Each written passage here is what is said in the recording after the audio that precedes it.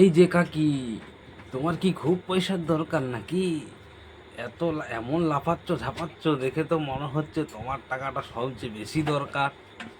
হ্যাঁ, আমি একবার দিয়েছি, দুবার দিয়েছি, তিনবার দিয়েছি, চারবার দিয়েছি, তাতে কি হয়েছে? দিয়েছো তো, টাকা ঠিক পাবে, সার্ভে করতে একটু টাইম তো লাগবে।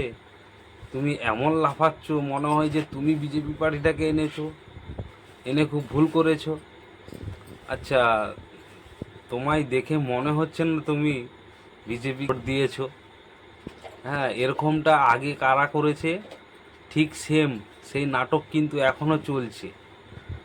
যখন কোনো বিজেপি প্রার্থী যখন দুয়ারে ভোট ভোট চাইতে গেছে ঘরে ঘরে, তখন এরকম তৃণমূলের লোকেরা এরকম ঝাঁপিয়েছে, তোমাদেরকে ভোট দেবো না, তোমরা চলে যাও, কেন এসেছো, আমাদের দিদি আছে, দিদি থাকবে। বিরাট এরকমটাই কিন্তু তোমরা তখন বলেছো। এখন খুব গায়ে লাগছে, তাই না? আর এখন হয়তো টাকাটা দিতে দেরি হচ্ছে, কিন্তু যখন দিতে আরম্ভ হবে, যখন কন্টিনিউ দিবে, তখন কি তুমি টাকাটা ফেরত দিবে? তখন এইভাবেই কিন্তু চেঁচি চেঁচি বলতে হবে, ঠিক আছে কাকিমা?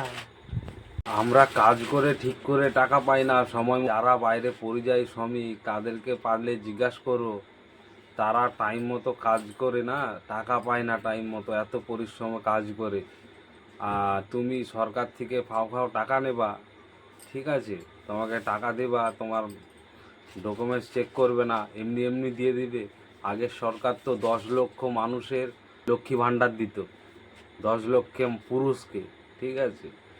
তো এখন সেটা যাতে না হয়, যাতে যারা প্রকৃত প্রাপ্য তারা যাতে পায়, সেই জন্যই তো কাগজপাতি একটু খতিয়ে দেখতে হবে, তাই না? তো তুমি এখন থেকে এত লাফালে ঝাঁপালে কী করে হবে কাকিমা? হ্যাঁ।